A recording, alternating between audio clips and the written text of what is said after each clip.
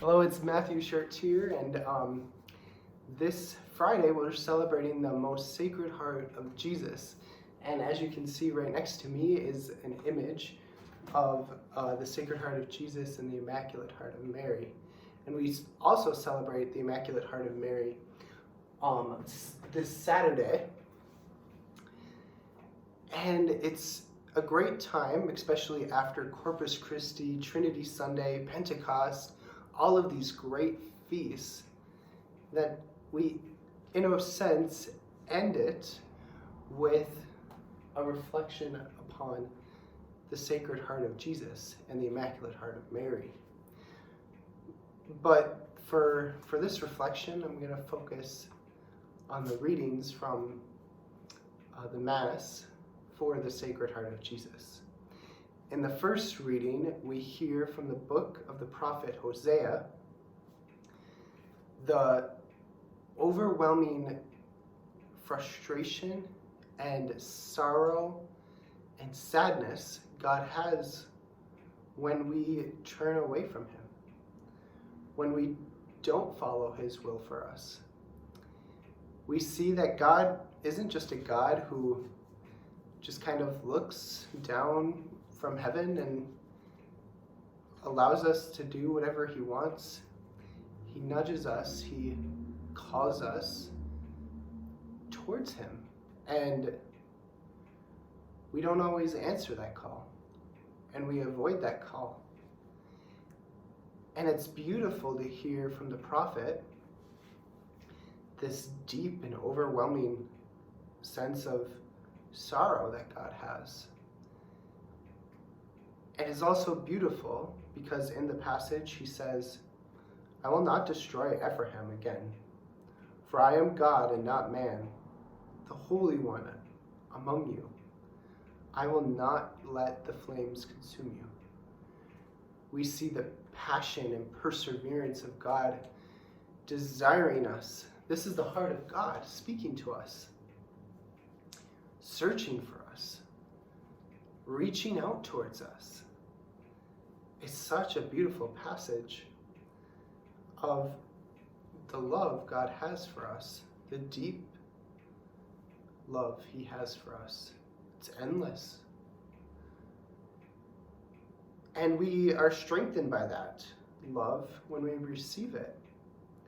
This is what the psalm, which actually comes from the book of Isaiah, tells us. "I'm confident and unafraid, for my strength and my courage is the Lord." And St. Paul in the letter of Ephesians also affirms this. "For this reason I kneel before the Father, from whom every family in heaven and on earth is named, that He may grant you, in accord with the riches of His glory, to be strengthened with power through His Spirit in the inner self, and that Christ may dwell in your hearts through faith." So we see that not only are we reflecting upon Christ's heart, but Christ in our hearts.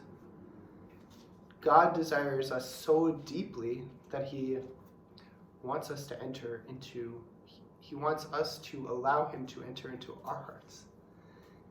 It's just such a beautiful passages that were chosen for this feast, because it's showing the deep love, again, that God has for us.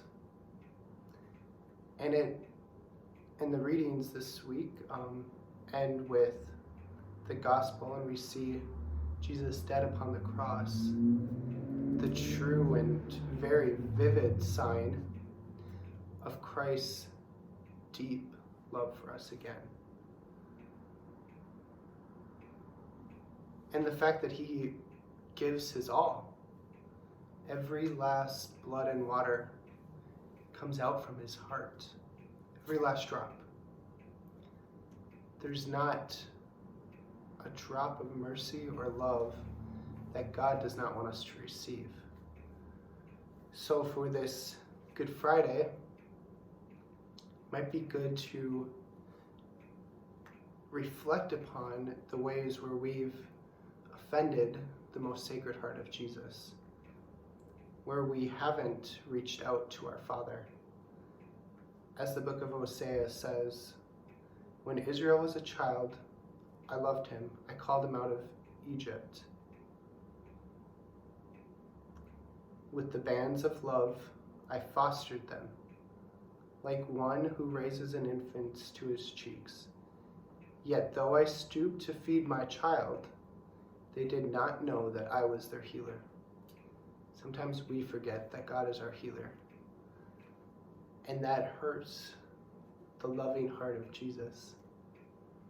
So my prayer for you is that you just know that no matter what you've done, you can always turn back to the heart of Jesus, to reach out to your Father, to receive his healing power of love and mercy. God bless you, and have a great Feast of the Sacred Heart.